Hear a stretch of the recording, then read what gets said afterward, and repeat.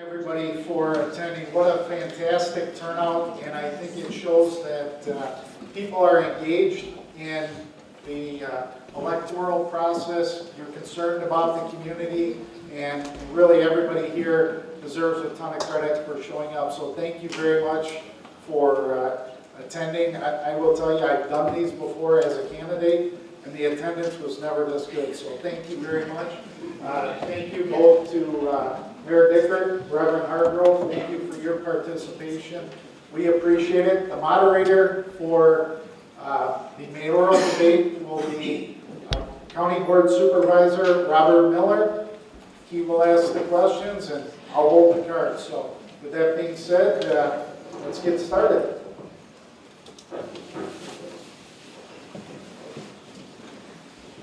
Thank you, Jim. It's now time for our opening statements, and Mayor Dickert will go first. Thank you. Hello, everyone. We just took a TV timeout for 15 minutes, and we're back. You know, it's been an interesting 5 years. And what I'm excited about is we're moving forward. Crime is at a historic low. Our development is up at enormous levels. It's one of the largest redevelopments in the city's history we've announced. Our unemployment rate's been cut from 16 to 8.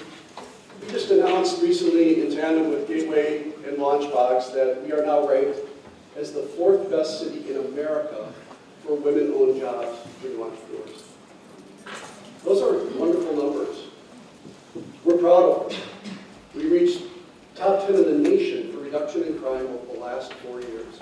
Top 10 in the nation. Things are going well. Our housing has been stabilized. Our partnerships are booming. And we're starting to rebuild our city. Now, the question is there a lot of work to do? Absolutely. But we're going to have to continue in the partnerships and bringing people together to make sure we do that. Why? Because the funds that we're seeing from all the other levels of government are being cut. They've been cut drastically over the last 5 years, and we've had to make up for that. Why? Well, because you have no choice. With our levy cap in place, we simply have to make sure that we are spending less, creating more efficiencies, working in partnership with our private and public sector and our cities and our citizens to make sure we take care of all of our people. There's no easy answer to this. We have a team of amazing people down at City Hall who are all cross-trained and working harder than you could ever imagine. And they're doing that because they're dedicated. So we're going to continue to do this. We've got new programs and policies we're putting together over the next couple of years, which is going to help grow our city even more. New excitement from developers and investors in the city of Racine. And we have more to do on transportation to make sure that we get quality opportunities for jobs for our citizens. And that's what we're going to keep doing. Thank you, Mayor Dickert. Reverend Hargrove. Thank you, and also thank you to those of you who are here as well, and thank you to Ray Mack and the time for allowing me to have this debate today. I've been a citizen of Racine all my life. I've been married to my wife for 27 years, going 28 months. I've been a community leader in this community for the last 26 years on various boards, commissions. I currently serve on the Racine Unified Citizenship Board. And also, they're waving their hands back there. We can't hear you. Okay. Closer to the mic. All right. Let me press pause. See if I can get closer to the mic. All right, let's try this out. Can you hear me now? Yeah. All right. Which part didn't you hear?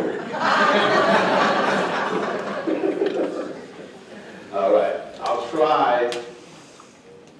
Did you hear me introduce who I was? Yeah. Okay. As I said before, I'm Melvin Hargrove, and I am a lifelong resident here of Racine. And I've been married to my wife for 27 years, going on 28. I've been in this city as a community leader for the last 26 years. Various boards to include Racine, the Racine Unified School Board, as well as the Commission, Racine Police Fire Commission, and also Racine Development Commission as well. And I am running for mayor because I love this city. It's a great city. But I believe that the city also has some elements as well. And some of those elements I will just kind of tick off for you right here. I believe that going back to, as I've read Racine City audits, back to '02, I've seen where government activities debt was a bit over 100 million in '08, and now revenue is the same. But then 4 years later, debts has doubled to over 200 million, but revenue did not change. So that means that the debt is climbing, but revenue is staying the same. We're ailing because Racine is a shrinking city, where property taxes are already the highest in the county. Unemployment remains the highest in the state. Property values are declining, although property taxes are climbing. And people are leaving. And I'm running for mayor for us to be able to get our house in order and reverse this trend. Thank you. Thank you, Reverend Hargrove. Our first question is a citizen question which was submitted to the Journal Times, and it's actually 4 statements. Some of the questions are longer than others. This is 4 statements. What do you plan to do with our declining Regency Mall? We have almost 80,000 people in the city, and many of them take their business to Kenosha and Milwaukee. Seems we can't support a mall with just 1 anchor like Boston Store. I took a walk through the mall 2 weeks ago and was appalled at how many stores are vacant. Citizen question, Reverend Hargrove is first. It goes back to a quality of life for all citizens. We understand that the mall right now gives us a certain percentage of our revenue in our budget as well for the city. But if you already have either low-paying jobs or you have people who are not employed, they're not going to spend money, you're not going to have consumers. So it goes back to how do we develop jobs? How do we develop people in a skilled labor to get the jobs in order for us to be able to go and be consumers and spend the money at the mall and lift the mall so that there is traffic there at the mall. The other thing is this, that we have to understand that you need more anchor stores. I would sit down with some of the business leaders already in place and then get their advice as what are some of the incentives that we can offer to be able to attract others back to the mall. Let's remember, the mall is about maybe 9 miles from I-94. So how can we attract business already with the geography that's already equipping us? How can we attract businesses? You begin to attract businesses by also making sure you have people who can work. You have people who can work. People are going to spend money. And if you have people who are spending money, then that can make the mall more attractive as well. But at the same time, we have to make sure that we know the right incentive to be able to bring to the table, to be able to attract those individuals or companies who may want to come to the mall. Let's also remember too, real quickly, and that is this, that the malls such as that nature are actually becoming more and more outdated. So we have to figure out how can we make it attractive to those individuals who like to sit and shop online. How can we make it attractive for them to come back out and be able to come to the mall? Thank you. Mayor Bickford. Well, first of all, we've already had this conversation. What's happened is the mall dynamic, the way it is shaped right now, the way it is working, is not conducive to the future of malls. You see that up in Bayshore, Brookfield, all the malls are changing. We've actually already sat down with the owners and some of the new owners of the mall to talk to them about what the future is going to look like for the mall. And the reality is it's going to change. Malls are different than they are 20, 30 years ago when they first started. So the people that were leaving the mall actually weren't leaving because of sales. They're leaving because of the business community and how the reality of that business was happening. So in other words, if the rent was going up, they're not going to stay there. If they're going to transition the mall into a different type of mall, it's not going to stay the same. What's happening right now, candidly, with the mall is it's transitioning. So we've already sat down with the owners that are buying up the components of the mall, and we're going to be meeting to find out what that mall is going to look like in the future. I will tell you components of it that they will need. The first is, as they rebuild, they're going to have to rebuild it with parameters that we need in stormwater management. Why? Because it saves you money. The second thing is, you really can't incentivize individual mall pieces. You work with a collective group. The last thing is the jobs component. there's a reason that we've seen unemployment go down from 16 to 8, is because we've worked with those 18 companies that we've helped expand in the city to bring more jobs to the city. 20, 30, or 50, or 100 at a time. Those jobs give people more income, and that income is used to help shop at those malls. The mall's not going downhill, because if it wasn't, you wouldn't have new companies like BW3s locating there. The reality is, it's transitioning. We know that. We're working with them already. We've been in conversation with them for over 6 months. But the fact is, it's going to take time. So, we're going to continue to work with them. We'll continue to restructure the mall. We'll continue to provide great quality life and shopping for them, not only out there, but I would argue downtown, uptown, and West Racine too. Thank you. We have another citizen question. Why do Racine leaders make it so difficult to bring in new small business? First this time is Mayor Dickerson. Well, actually, we don't make it more difficult, and we just got the ranking as number 4 in the country, beating out cities like San Francisco because of it. What we did when I came on board 5 years ago is we looked at how we were going after lower entrepreneurs, the beginning entrepreneurs, and minority businesses. We found out that our process was not working. So we washed it away. We said, we're going to start all new.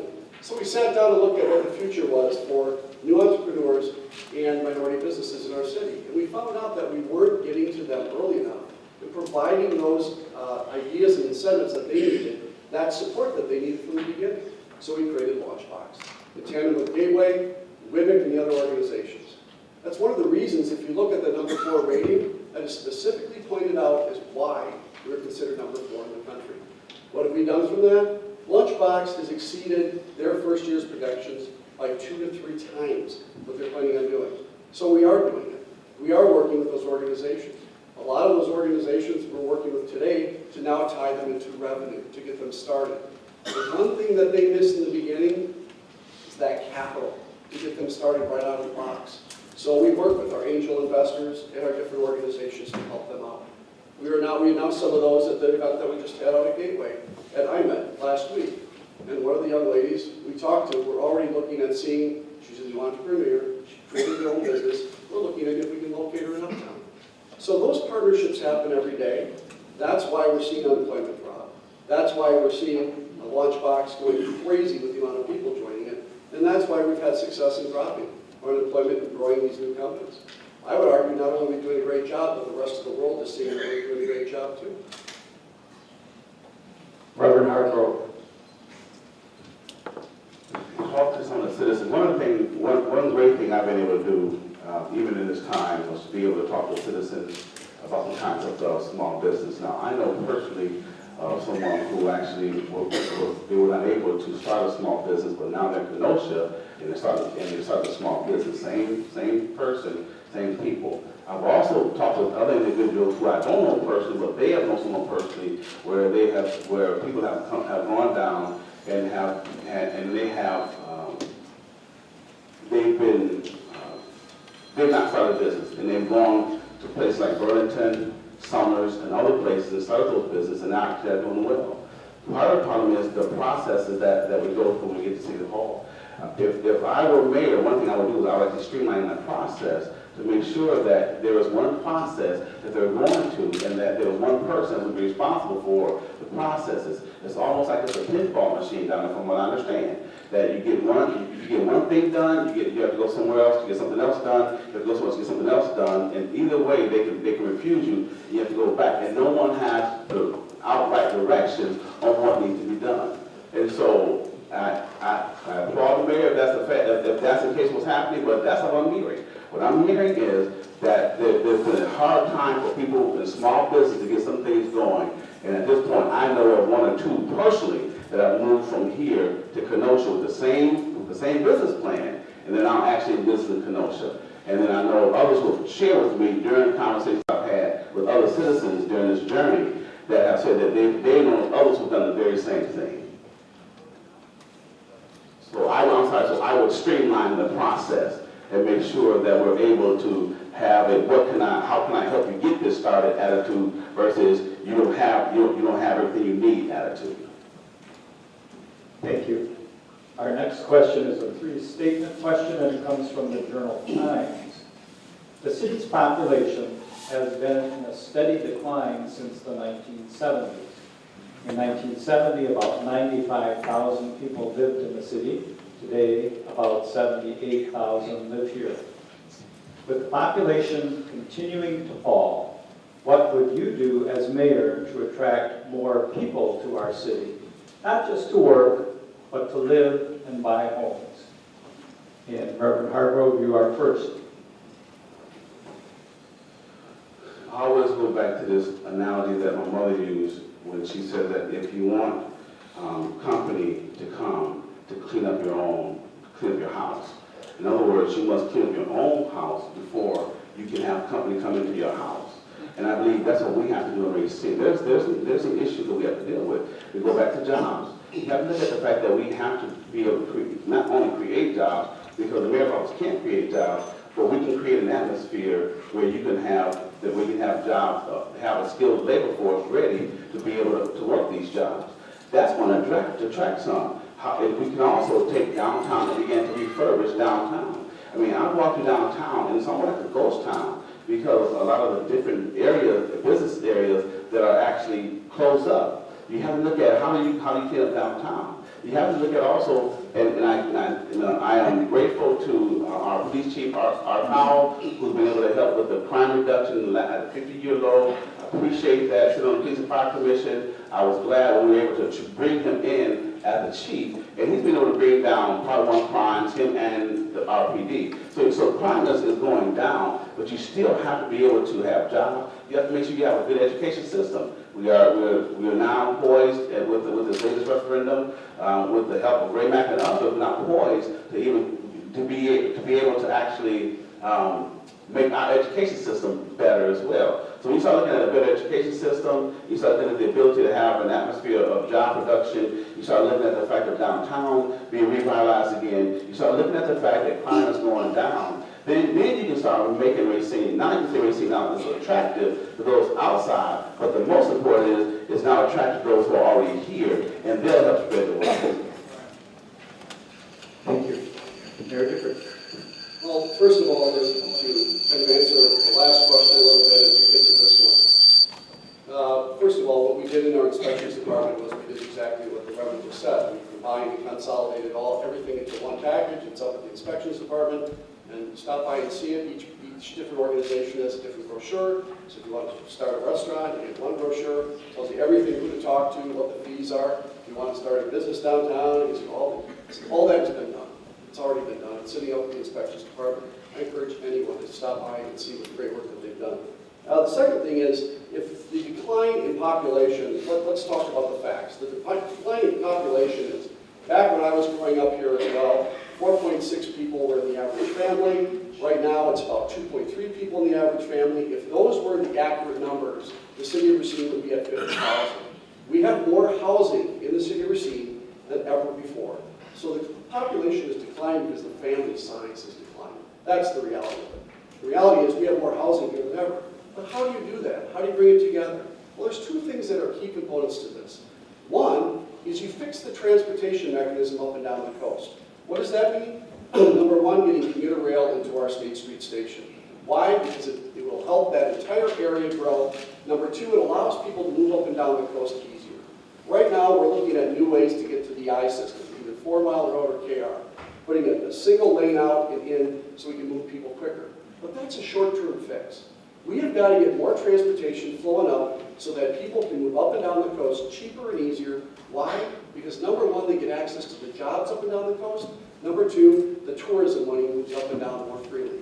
72% of the people coming into our harbor are from Chicago. I should take advantage of it. The last thing is Machinery Row. We're developing over 150 new units there.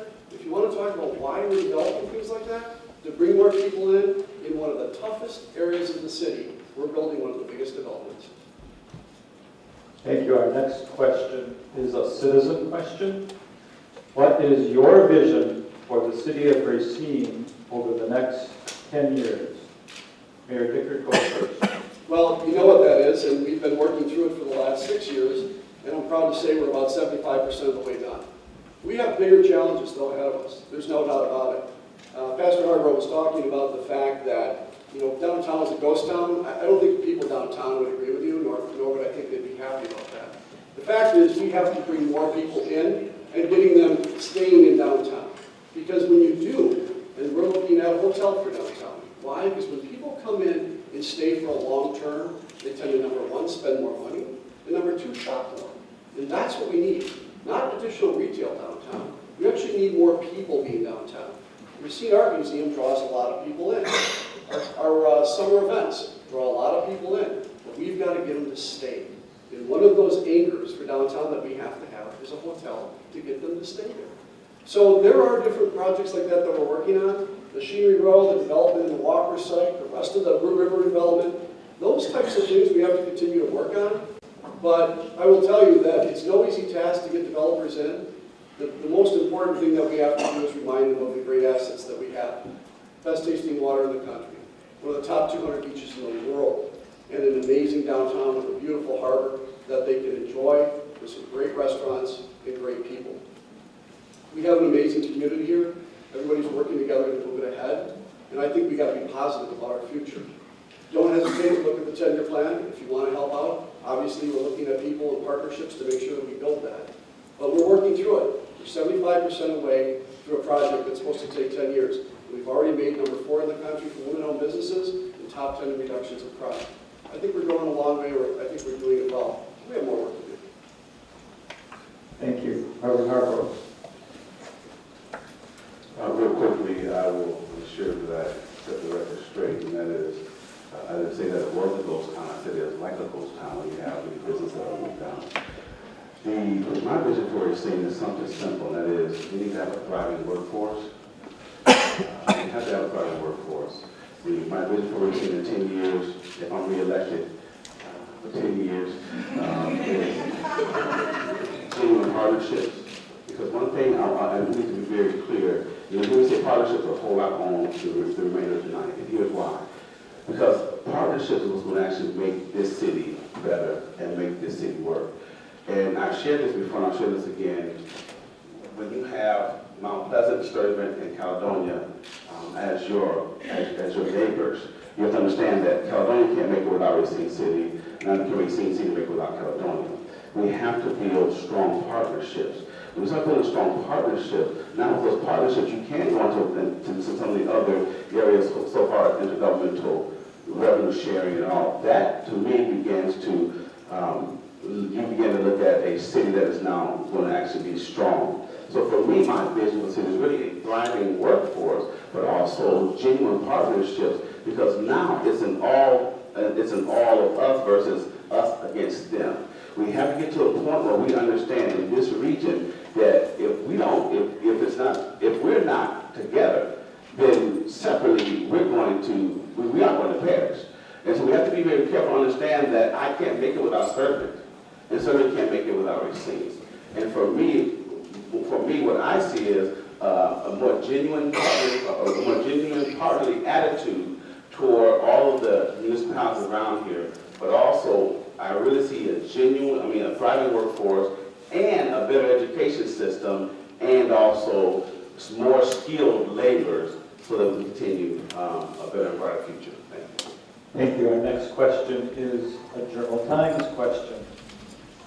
What do you view as the 3 biggest areas for improvement needed in city government?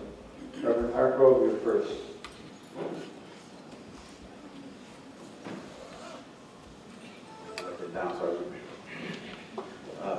Well, one thing, we have to right-size our budget. I believe right now, again, I'll use a little quirk, and that is that you can't have a steak appetite with a peanut butter and jelly budget. You can't. And so we have to right-size our budget. I believe that's very key. I believe that in order to right-size our budget, we have to have the right eyes on the budget. We have to have some articles on the budget that can really help us understand how to reduce this 32% growth in health care that we've actually experienced over the last 4 years, where the county has only experienced only 10%. How do we do that? And then look at not only right-sizing the budget in that way, which we have to also look at the ability when it comes to, again, streamlining the process when it comes to small business through City Hall. I believe it has to be a little more clear. I believe also when you look at the budget, you look at the revenue, you look at the debt, one of the other things we have to do from the city government standpoint now is we have to look at, are we able to begin to cross-train in other areas that will cause, because we have to understand something that eventually we're going to have to look at this tight budget. We're going to have to look at what are we going to need to do to continue to keep a positive line, as well as make sure that we can make the organization run. So you have to look at not only the rise in debt, but look at where the money was being spent. And where the decrease was so far as the public safety, not public safety, public works, parks and recs, and other property life issues. So we have to look at the ability to be able to bring the department heads together to understand what needs to be done and create more efficiencies also in the budget, so we're not cutting, but we're also trying to look at how can we add revenue versus just simply cutting the budget. Thank you. Mayor Well, Dicker. first, I think we need to talk about where we are. The state and federal government have been cutting back the amount of money the city gets every year, and there's a cap on how much we actually have to spend. So in other words, the state said to us that if I'm your employer, I'm telling you you're never going to get a raise for the rest of your life. So how would you adjust to it? Well, eventually, your health care goes up, your cable goes up, your phone bill goes up, and you're never getting a raise, you have to cut. That's where the city is. But we did innovative things, like we did with joint dispatch. We brought everybody in from the region, and for the first time in 30 years, got joint dispatch done. It saved us millions of dollars. The other thing we did is we did right-size our budget. We actually worked with our long-term debt, and we are actually spending $1 million less in debt payments this year than we did 4 years ago. We right-size the debt because every year we reevaluate. And you don't bring in auditors to do that because you elect us to do that. Auditors just tell you if the numbers are right. They don't tell you how to run your policy, your budget. That's what you elect us to do. We're the elected officials. So you do that, and I think more importantly, you start working with those partnerships with the region, which we've been doing already, on important things like transportation, like doing joint fire, like joint borders, all those things that we've had conversations about already. The fact is, we just have to come to negotiation. But I will tell you what I will not do. In all those conversations with all those people around us, I will never have my taxpayers paying for their services. I won't do that. Because the reality is you're already paying enough. And you have paid for that infrastructure. So as much as I'm happy to work with the communities around me, I will never ask you to pay for them. Because I won't do that. So we're going to continue to streamline. Our people in City Hall are already cost-strained. The state cuts and the federal cuts have got us down to the bone. The reality is we're going to continue to look for the partnerships. We're going to continue to look to work with our neighbors in our region. Thank you. Our next question is a citizen question. What are your thoughts about making Racine a more bike-friendly city, increasing bike lanes? Well, we're actually already doing that. We have a study that we've brokered with the Bike Federation. The Bike Federation is coming in and doing a study on the city of Racine for a couple of reasons. Number one, because we're already looking at a regional partnership with the Tri-State Alliance to figure out how we can get more rail up to our area. But what the Bike Federation is doing is they're actually looking at a couple things. Most of our bike paths are not connected. So that's a disincentive for bike organizations and bike groups to come here to do tourism. The second thing is we actually want to give people an opportunity to see where the bike, quote, highways are in the city so that workers can ride their bikes to work and get out of the car. So when we put these two things together, that bike map, that plan, will be utilized so that every time we build a new road, that road has those bike paths already built in. So we're not only saving money, creating efficiencies, but by the time that we get done, the entire bike plan will be done. We're doing that because we've been talking about this for quite some time. You'll notice on your roads right now, when you drive around town, you will see bike lanes carved into the streets. They're already painted on there. You probably ask yourself, why does that end here? Well, it ends there because we built it right into the road. And as we rebuild the roads in the city, each bike path will then be connected. So what we're doing is we're creating efficiencies in everything that we do. Everything that we've talked about is built into our planning. We've already done this. Why?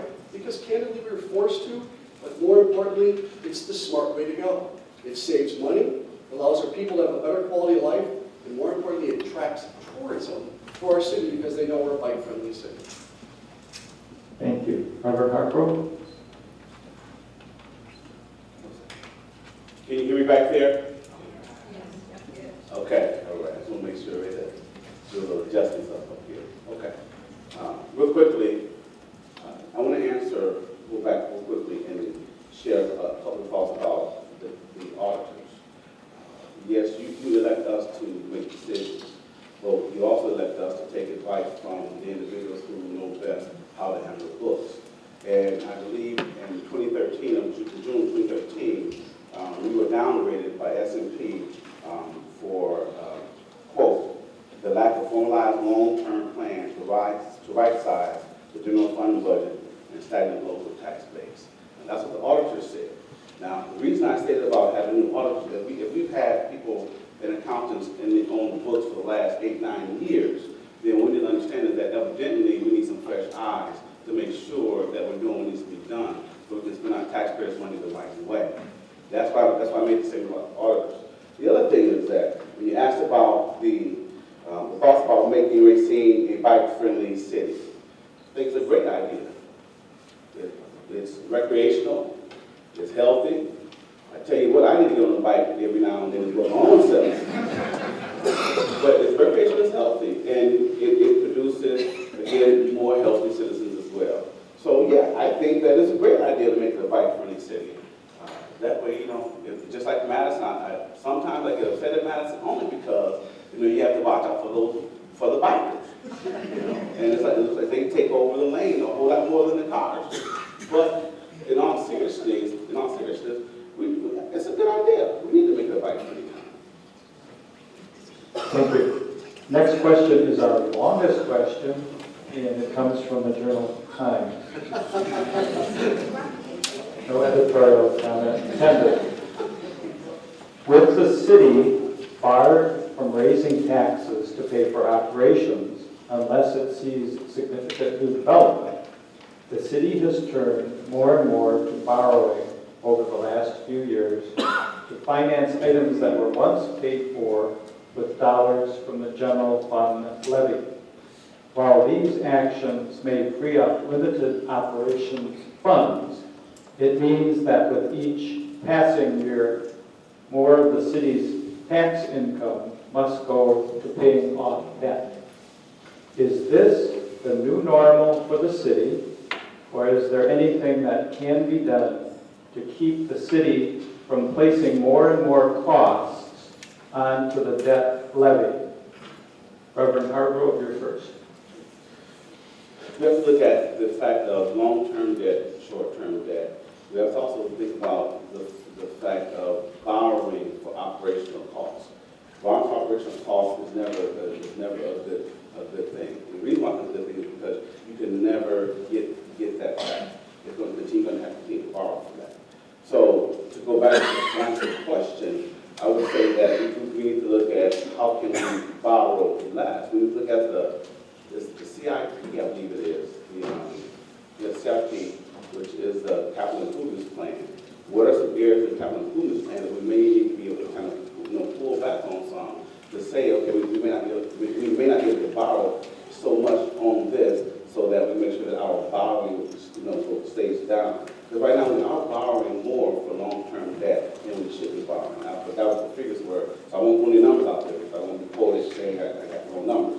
But I do know our borrowing has increased. So we have to look at how can we bring in, again, the revenue. And I know we talk about the TIFs, and we talk about the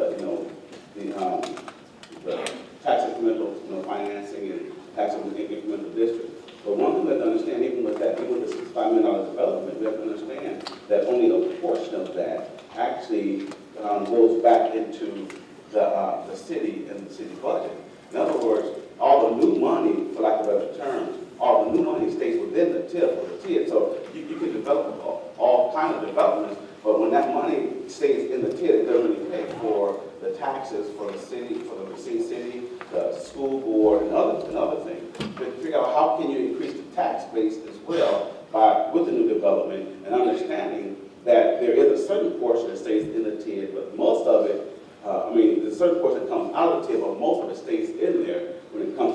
revenue. So it seems good, but when you look at it closely, it's not as good. Thank you. Meredith? Well, let's explain this. If the state would send you back your money, then we'd be all right. But they don't do that right now. They're not sending you back the money that you send to them. And this year is a perfect example. One of the things that they're cutting again, from $19 million to $14 million, is the revenue that you send for recycling, you send to the state, they're not sending it back. That used to be $31 million that they would send back to us, the different cities throughout the state. They don't. And you have a levy cap, so you can't spend any more taxes. So what do? Well, what we've been doing is two things. Number one, streamlining City Hall.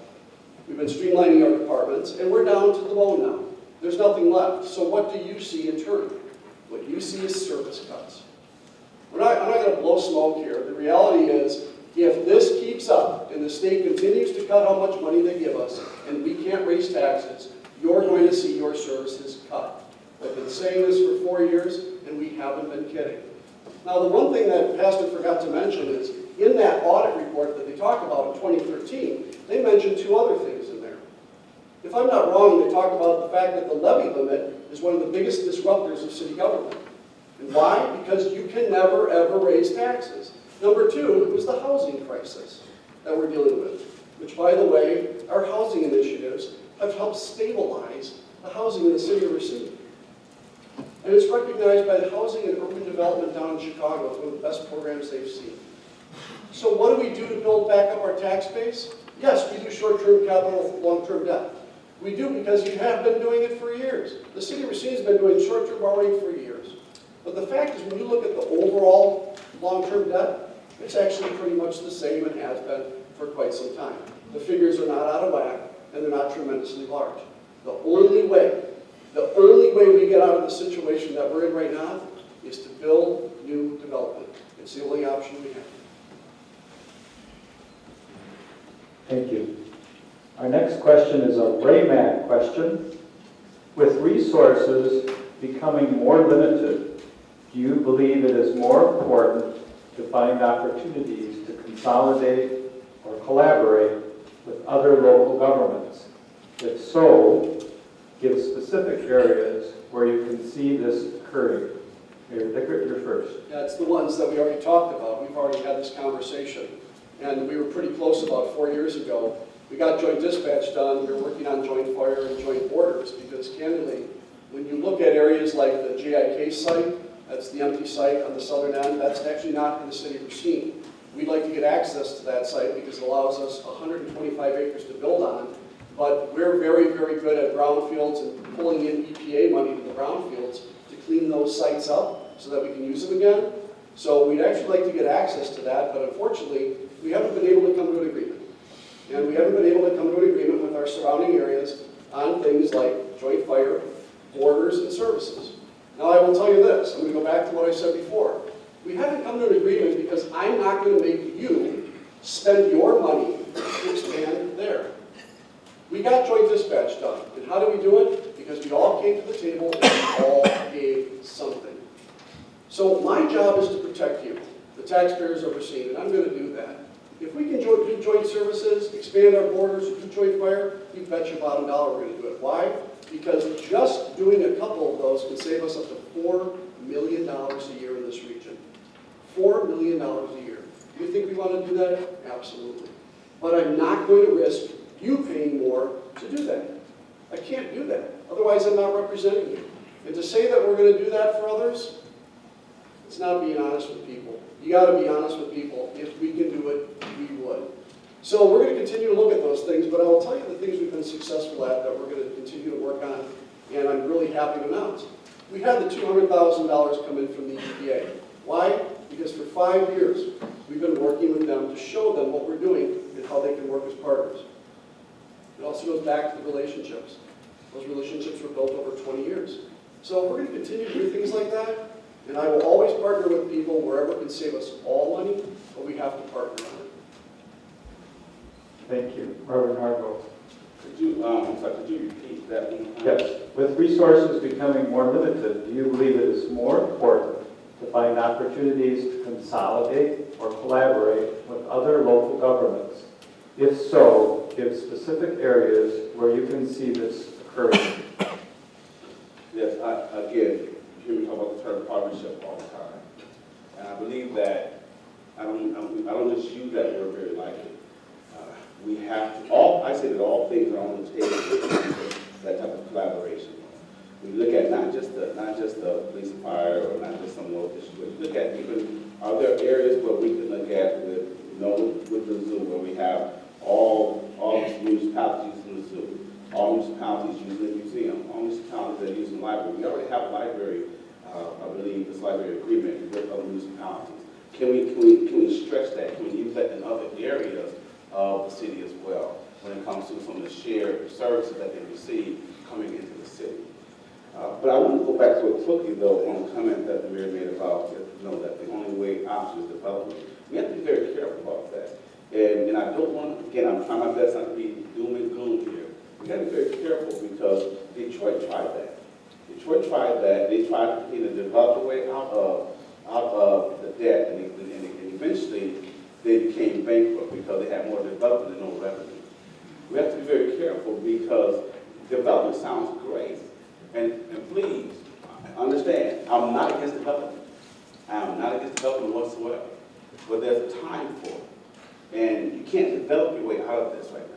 It's impossible. You have to be able to create jobs. You have to be able to have business. You have to be able to go to the table with the business and find out what can they do to help bring in the job. You have to go to the table with Unified and other areas. How do we help create or strengthen our skilled workforce? All of these have to take place as well. So I just want to make sure, I just want to be clear about the development piece. Not against it. I think we need to go a little bit further than just that. But then, again, all things on the table. What can we look at as far as shared revenue in the other areas of Racine, and not just police and fire, and not just what we have now with dispatch? Thank you. Our next question is a RAMAC question. What do you feel the city of Racine can do to attract new businesses and new jobs? Reverend Hargrove, you're first. I believe that what can happen is, again, I sit on the school board, and we just passed, again, the biggest referendum in Racine that I know of. Again, with the help of RAMAC and other business constituents, as well as the community. And one of the things we have to do is we have to look at being able to redevelop a skilled, I'm going to keep going back to that, a skilled workforce. We have jobs that are here receiving now. But part of the problem is that we don't really have the people, or enough people, not the, we don't have enough people in the skill that are skilled, the soft skills as well as hard skills. Hard skills meaning knowing how to operate a machine. Soft skills meaning that they need to know how to not just get a job, but keep a job. So you have to look at how do you develop that skill base. How do you then, again, go to the table with the businesses in Racine and find out what are they looking for. One thing, I just came back from a site visit in Nashville, Tennessee, and we were looking at doing a model that's called Career Path. You start at 9th grade, and you try to get the 9th grader focused on where he or she wants to be when they get out of high school, deliberately and purposefully. And Nashville is actually doing this, and they've come together with their business community, and they're actually making this happen. I would like to see a model like that even come to Racine. That way you look at now the educational piece, the business is on board, education is on board, and the community is on board to make sure that we can have the skilled labor that's necessary for that. Then other companies will see that we now have, we're attractive, that we have people who can work and people who will work and not quit a job. Thank you. Mayor Dicker. Sure.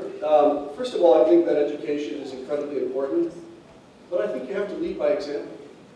One of the things that I've been doing over the last couple of years is I've went to 103 classrooms and talked to the kids about the future of their education and the importance of reading. Because I think you have to lead by example. You have to let those young people know that their education is their future. The workforce is imperative. We have to build our workforce back up, and that's going to take a lot of education and training. Why? Because we have an unskilled workforce right now that is not ready to move into a 21st century job. So we need to partner with them and work with them. Now, one of the things that we're doing is two things regarding how we get people back to work. The first one is Racine First. It's a program that we created at City Hall that says if we incentivize or we help out any business or organization coming into Racine, you have to hire our people. And that incentive is based on how many people you hire from the city of Racine. The second thing is, as we meet with our new developers and businesses coming to Racine, we put together either PLAs, which is public labor agreements, so that they're working with our public laborers, our local laborers, or we work with them to make sure that if they're located in one area of the city of Racine where we're hard hit for unemployment, that we then draw our workforce from that area. Now, if you work on those agreements on the front end, the developers and investors are not concerned about it because they know it's part of what they have to do. But it's going to take an immense amount of training, it's going to take time, it's going to take effort, and you have to be committed to that.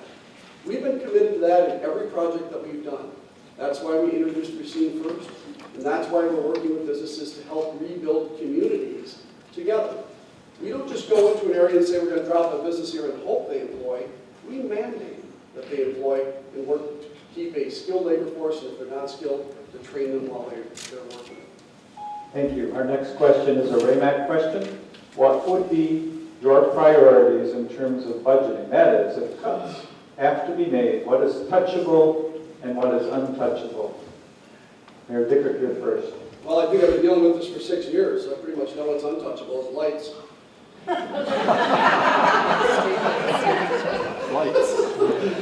So what are we doing about that? I will tell you what we're doing about it. It's not enough to say that we cut street lights because we had to. We're working on a public-private partnership so that we can actually, 2/3 of our lights, by the way, are rented from the energies. So we're working on a public-private partnership to work with a private organization to put in all LED lights wherever we want them. We'll own them, same amount of cost to the city residents, but we put in LEDs that save us 69 to 72% in energy costs per year, but we own them. That way, we can put lights wherever we want to, rather than wherever We Energies has got them. That's the first thing. The second thing that we're doing is, give me the question again about really just what you're going to cut. What is touchable and what is untouchable? Well, obviously we know what is untouchable, which is basically police and fire. Why? Because one of the things that businesses look at when they locate in your city, they ask me 3 questions for the most part. Number 1, what's your workforce? Number 2, what's your quality of life? And number 3, what's your transportation system? So if we're going to have a safe city, which we do have, rated as, like I said, one of the top 10 in the country, we've got a good group. But if we cut back on those, here's the other thing that the business community knows. If an ambulance goes out to you right now, it's 3 to 4 minutes before it gets to you. 3 to 4 minutes. In the communities around us, it's anywhere from 7 to 10 minutes. That's one thing that the business community looks at when they want to locate in the city. If there's a problem, how fast are you going to be there? So obviously that's untouchable. So what do we do with the rest of it? We look at partnering. We had to cut back our time on our community centers. So it's just, instead of saying, you know what, we're going to cut back time, we reached out to 15 organizations in our city, nonprofits and the like through the United Way, and said, how, instead of cutting back, how are we going to build our community centers so that they're so great that actually they're outpacing everything that we're doing? Those types of partnerships are what we're going to have to do moving forward. Thank you. President Hargrove. The question probably should say what should be untouchable and what should be touchable. Because the way that the budget is going and what we're having, as long as we continue to have flatline revenue, something's going to be touchable. Now, quality of life issues should never be touchable. But unfortunately, they're going to be touchable. Quality of life issues such as police and fire. Quality of life issues such as public works. Quality of life issues such as even the parks and rec. I would love to tell you that nothing is untouchable, but the reality is that unfortunately it's all touchable and it shouldn't be. The only way that we can make that untouchable is going to again have to begin to raise revenue. Now, one thing that can be touchable can be that 32% hike in healthcare costs.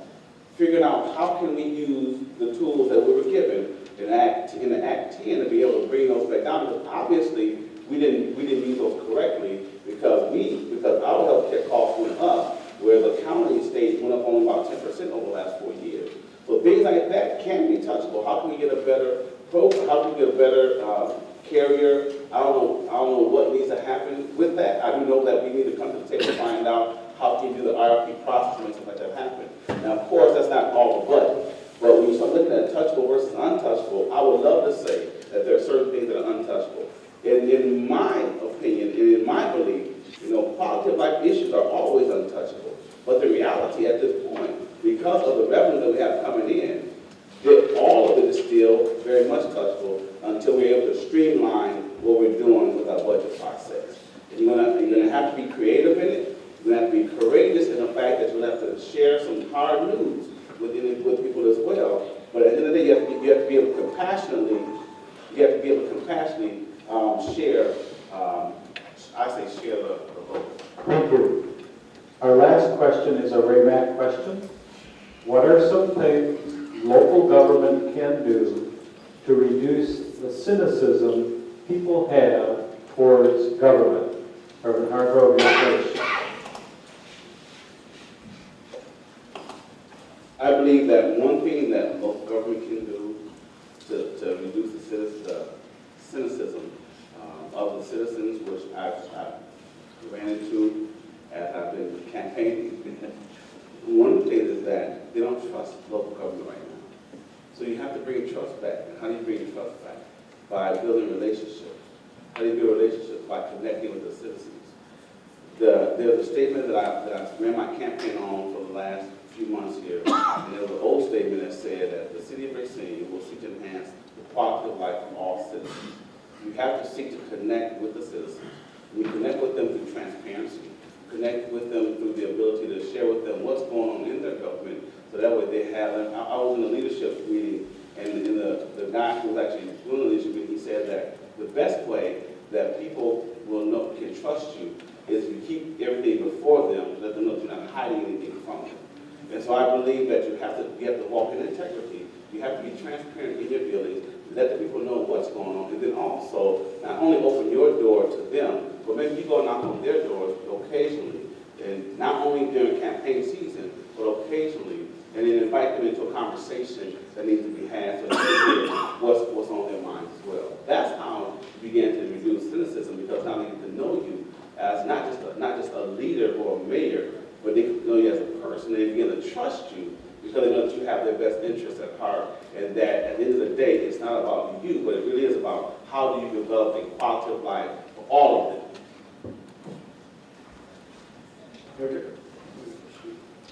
What are some things local government can do to reduce the cynicism people have towards government? I think the first thing that you do is you make sure that you talk with people. A lot of people say it's crazy to do. I like to drive around town and stop and get out of my car and walk up to people's porches and talk to them about what's going on. I've walked in every single street in this city and talk to people.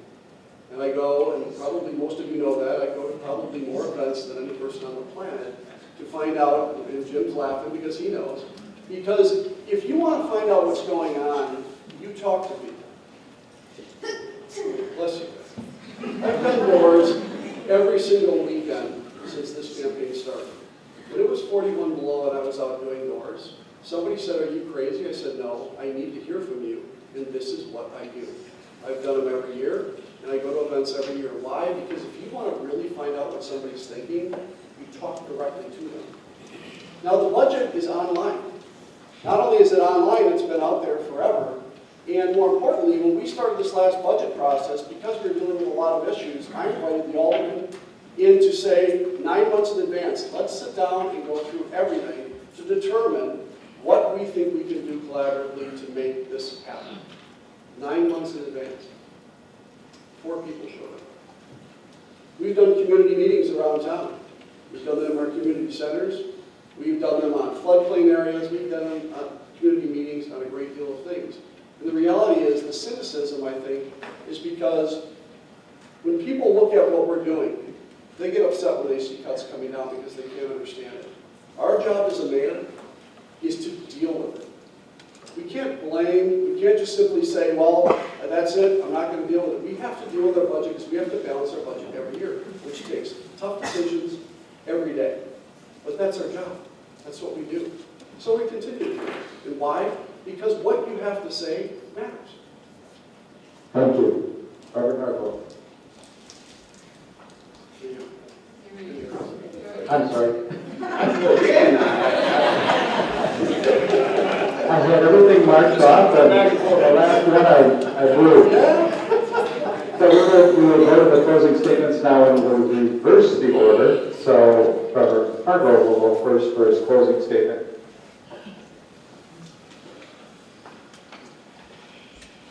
I have a favorite movie that I watch, and the movie is called John Adams, and it's an HBO movie. And I'm a history buff. I love history. In that movie, right before they got ready to sign the Declaration of Independence, the king from England sent an edict to them saying that if you don't stop and cease and desist, you will all be hanged. And so in that movie, Benjamin Franklin said, we can either all hang together and build a government, or we're going to all hang separately. But be sure that we will hang. So I said to say this, Ben Franklin said that if we hang together, we can build a government. I go back to the concept of partnership. If we hang together here in this city and in this county, we can build and revitalize Racine City, and not just Racine City, but also Racine County. I go back to partnerships. I go back to the fact that we have to have genuine and honest partnerships in order for this to happen.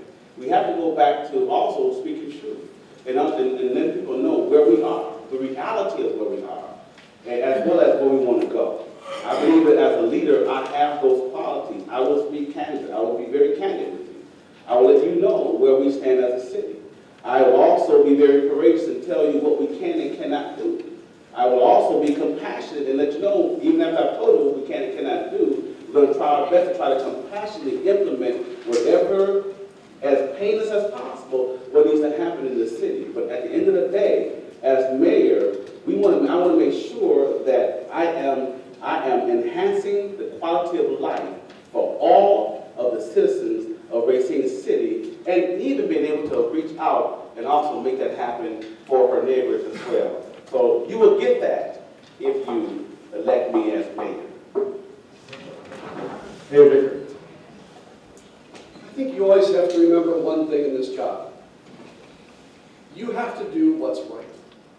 You have to do what's right for your people. You have to do what's right for the future generations. And you have to do what's right for those who are in need the most. The handicapped, indigent, the elderly. You know, I started this journey 6 years ago, looking at my son and trying to determine what kind of city he would want when he grows up, because it was 10 years by the time he'd be leaving. We designed a plan around that, not only for him, but for all your kids. All these little ones sitting in the front row. Why? Because you have to do long-term planning. You have to set up the goals and agendas of the future to be able to work the plan. Because in everyday life of being a mayor, the day changes instantly. And the firefighting is nonstop, and I don't mean from the firefighters, I mean in City Hall. There's always fires to put out. So we work the plan. We put a plan together on housing and redevelopment of our areas. Root works uptown and in the future, Douglas Avenue. Why? Because we want to make sure that we build those areas up, because we've been told by the state that our revenue coming in will never change. We make sure that we work in partnership with the business community and the educational community to create a better workforce, designed around the business community and their needs, because the reality is they're the ones hiring. But more importantly, we work with the business community to make sure that we can help them grow. Why? Because you don't ask them while they're leaving if they want to stay. You help build them where they are, and that's why unemployment has been cut at levels unseen in this area. We've cut it in half in 5 years. So we work with those things. We work with housing. We redesign a housing partnership, not only about redesigning areas and neighborhoods, but also in partnerships with First Choice Pre-Apprenticeship and the pastoral program. All of these things are done long-term. Why? Because number one, you can see it, and you can see where we're going. But number two, because it's the only way that we're going to rebuild the city, is rebuilding it together. That will conclude our debate today. I want to thank both Reverend Hargrove, Mayor Dicker. Thank you very much for participating. Thank you Supervisor Miller for being the moderator. Obviously want to thank the Journal-Times for being a co-sponsor along with Racine. We're going to quickly switch lines here, just like hockey. We're going in this new line here, and the county executive candidates will be up in a couple of minutes. But thank you everybody for your attendance.